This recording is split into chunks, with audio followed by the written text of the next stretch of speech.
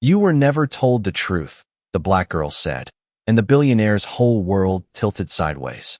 The words slipped through the bright lobby of Hawthorne Tower so quietly that for a second, no one seemed to hear them. Then every sound in the marble atrium faded at once.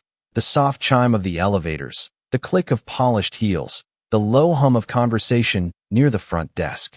On the 42nd floor, under the cool morning light pouring through floor-to-ceiling windows, 12-year-old Nyla Carter stood very still with her small backpack clutched in both hands and her gaze fixed on Malcolm Vance, one of the most powerful men in Chicago.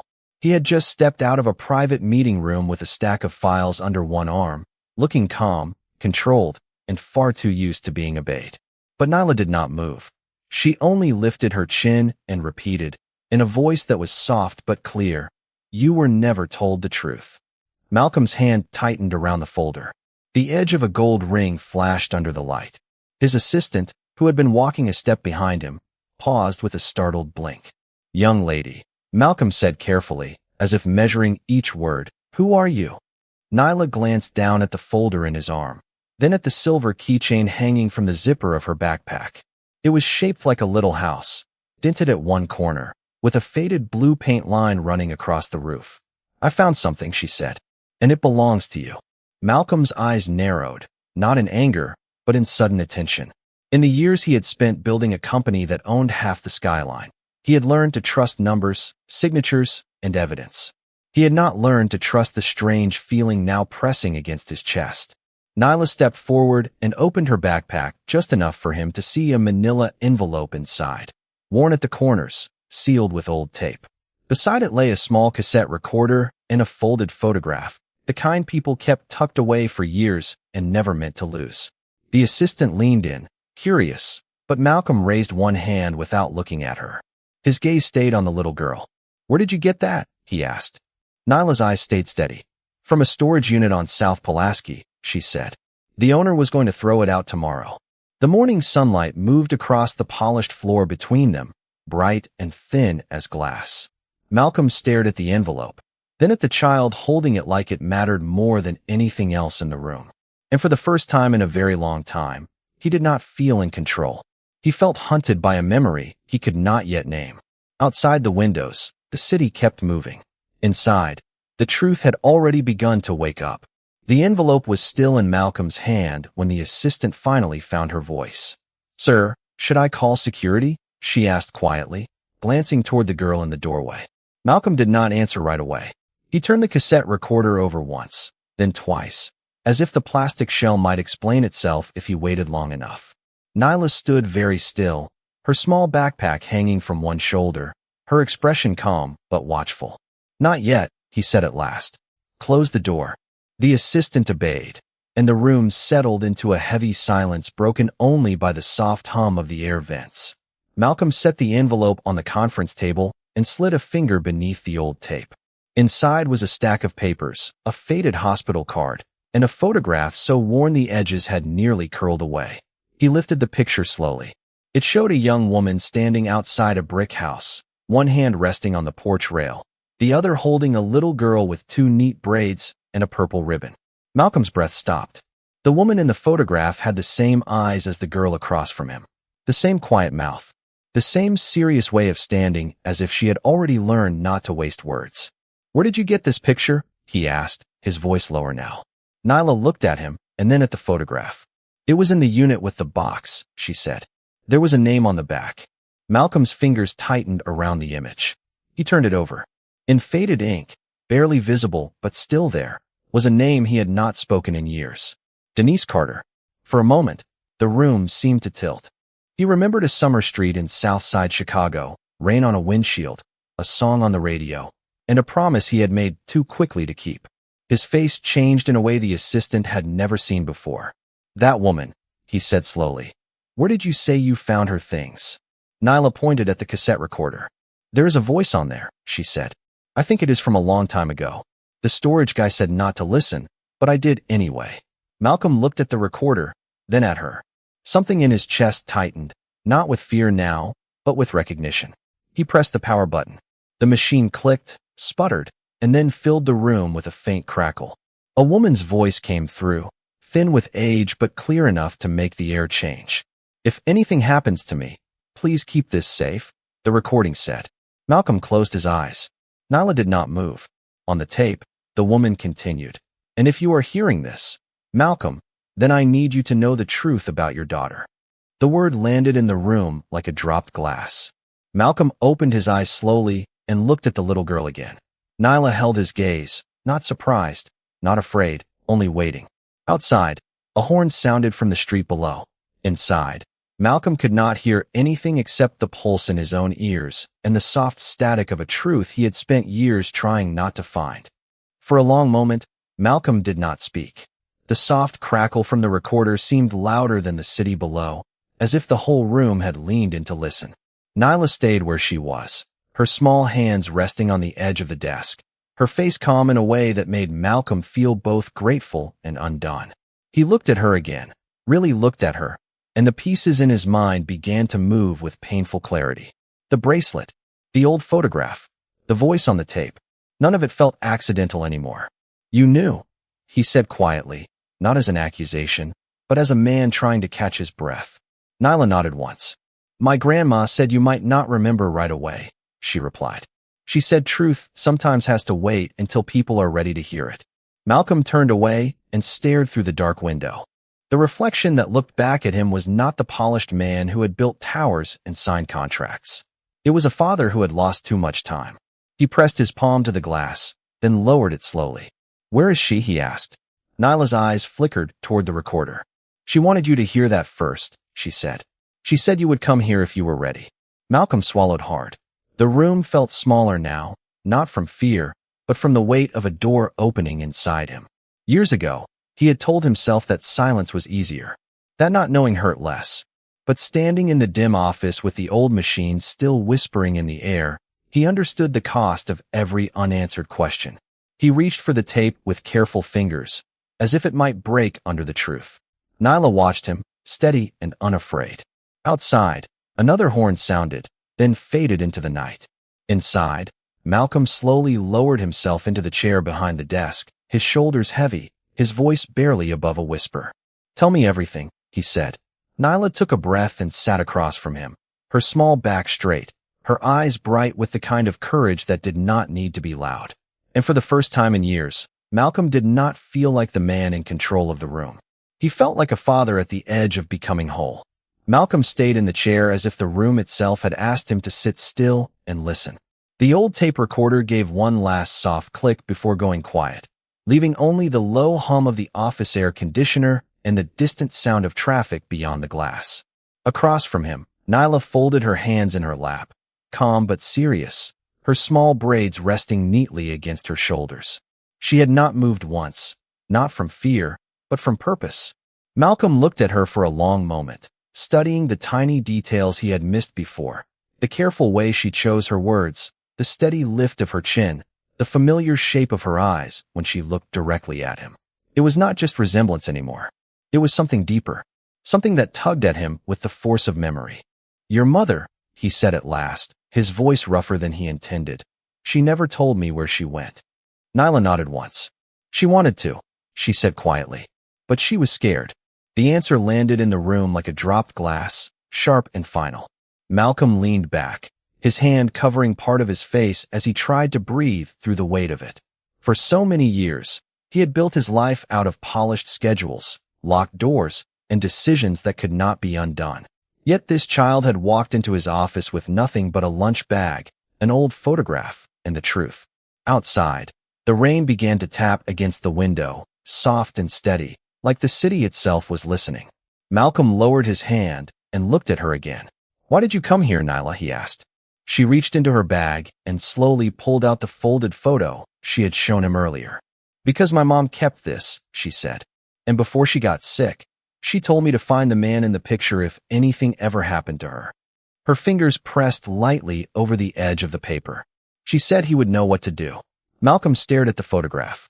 The woman in it was younger, smiling in sunlight, standing beside him on a narrow porch he had almost forgotten. He remembered the smell of summer grass, the sound of her laugh, the promise he had once made with all the confidence of a man who thought time would wait for him. It had not waited. "I failed her," he said, so softly it was almost a confession to the floor. Nyla shook her head at once. No, she replied. You just did not know. That simple answer reached him more deeply than any accusation could have. He looked down, then at the tape recorder, then back at her. Did she leave anything else? He asked. Nyla hesitated, then opened the lunch bag and pulled out a small envelope tucked beneath a napkin. She handed it to him with both hands. Malcolm opened it carefully. Inside was a letter, written in neat, slanted handwriting. He read the first lines in silence, and then his face changed. His eyes moved once, twice, slower now, as if each sentence were opening a door he had kept sealed for years. When he finished, he pressed the letter flat against the desk and sat there, still and stunned, while Nyla watched him with a kind of brave patience that no child should ever have needed to learn. At last he looked up. His voice was unsteady, but clear. She named you after her sister, he said. Nyla blinked. I know, she answered, and for the first time a small smile touched her mouth. Malcolm let out a long breath and rose from the chair. He walked around the desk slowly, not as a billionaire now, not as a man used to giving orders, but as someone approaching a fragile, holy thing. He stopped beside her, keeping his distance, and then knelt so their eyes were level. I do know what to do, he said. I should have known sooner. Nyla did not speak. She only held his gaze. In that quiet office, under the dim gold light and the soft rain against the glass, something long broken began to fit itself back together. And for the first time in a very long while, Malcolm understood that the truth had not come to punish him. It had come to give both of them a second chance. Malcolm stayed kneeling for a moment longer, as if standing too quickly might break the calm that had finally settled over the room. Nyla's small hands rested in her lap, her school cardigan still damp from the rain outside, and the warm desk lamp gave her face a soft glow. Neither of them spoke at first. The only sound was the steady hush of rain against the glass and the faint tick of a clock on the wall. Then Malcolm reached slowly toward the side table and picked up the untouched tea he had ordered hours earlier. He set it between them, not as a gesture of formality, but as an invitation. Would you like something to eat? He asked. Nyla looked at the cup, then at him. Maybe later, she said, her voice quiet but sure. Right now, I want to know what happens next. That answer made something shift in Malcolm's face. It was not pity he felt. It was responsibility. Real responsibility. The kind that could not be solved with money or a signature. He nodded once. Then here is what happens next, he said. You are not going back to that apartment tonight. You are not being sent anywhere that does not feel safe. And tomorrow morning, before the city wakes up, I will make the calls that should have been made a long time ago. Nyla studied him carefully, the way children do when they are deciding whether an adult is telling the truth. At last, she gave a small nod. Malcolm rose and crossed to the window, looking out at the city lights blurred by rain. For years he had measured his life in meetings, margins, and acquisitions. Tonight, he was measuring it in a different way. In trust.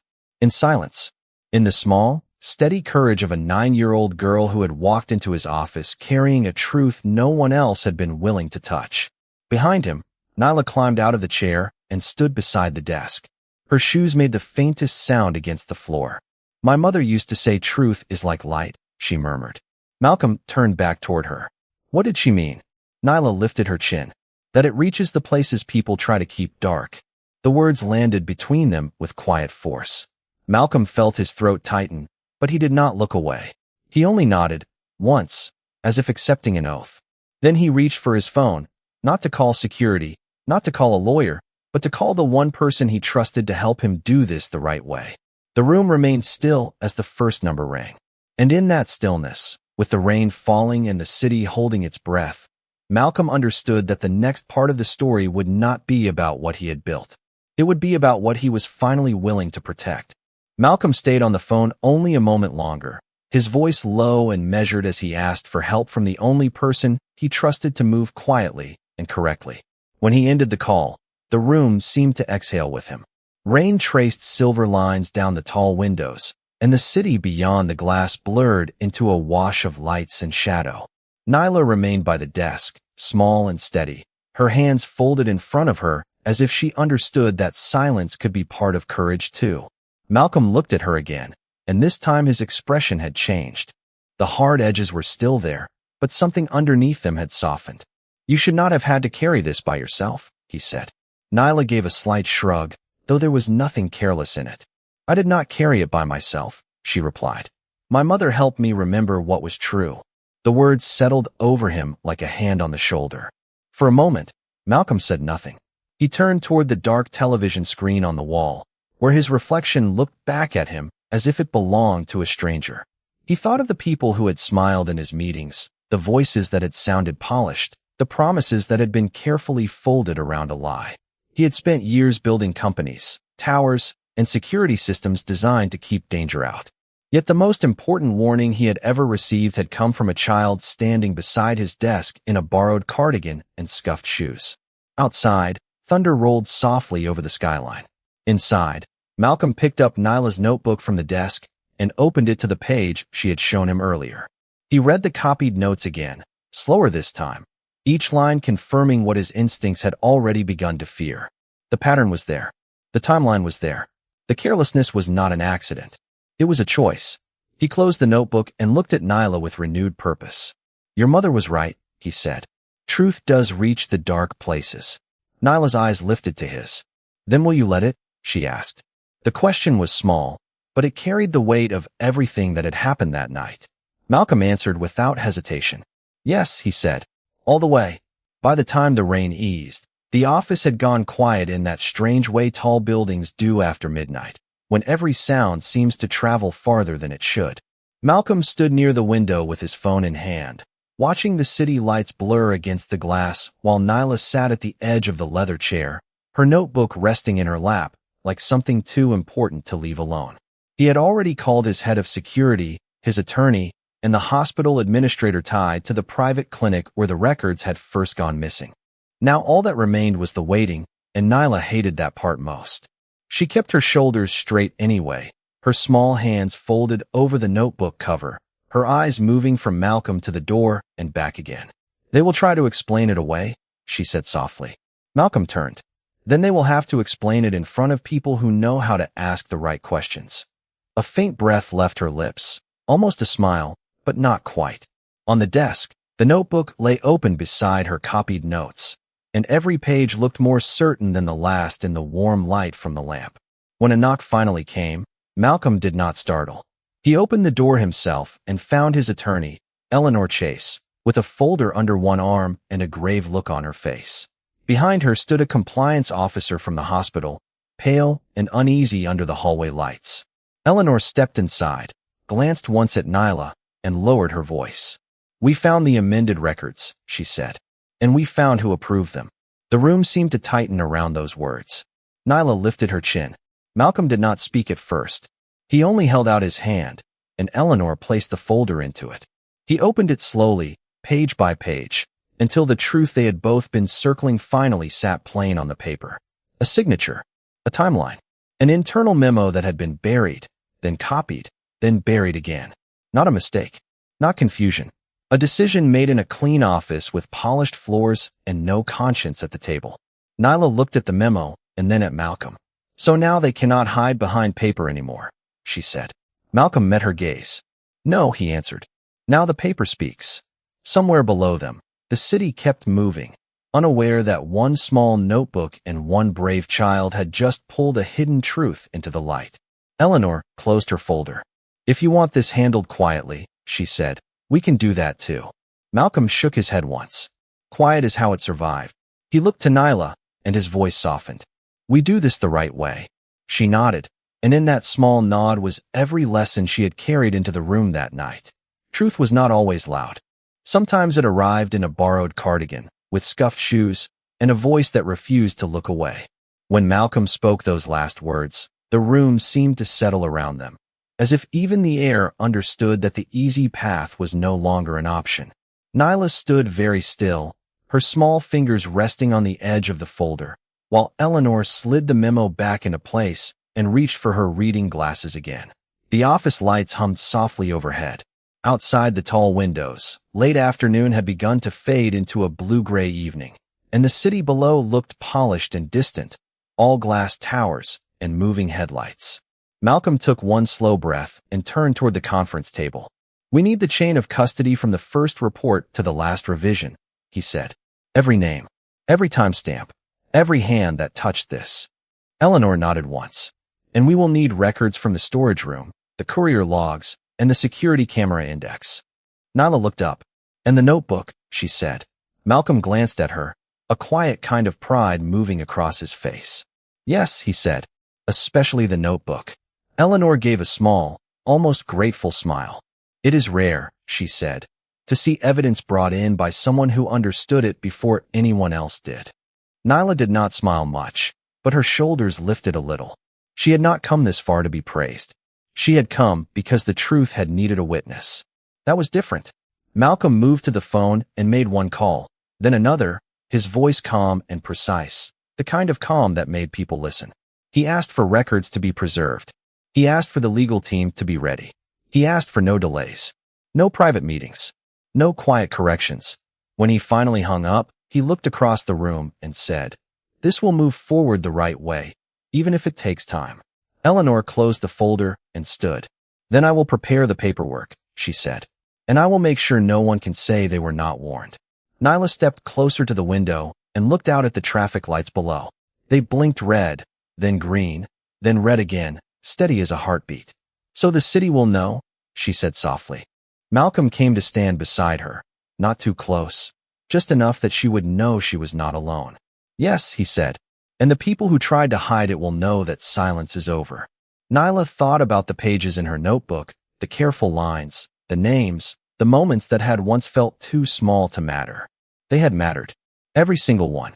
Her voice was quiet when she spoke again, but there was no doubt in it. "Then they cannot unwrite what happened." Malcolm looked down at her. "No," he said. "They cannot." For the first time that evening, the weight in the room did not feel heavy. It felt useful. The kind of weight that held a promise in place until it was time to keep it. And as the office lights reflected in the glass behind them, the truth no longer looked fragile. It looked ready. By the time the elevator doors opened on the 9th floor, the building had grown quiet in that late-night way that made every sound feel larger than it was.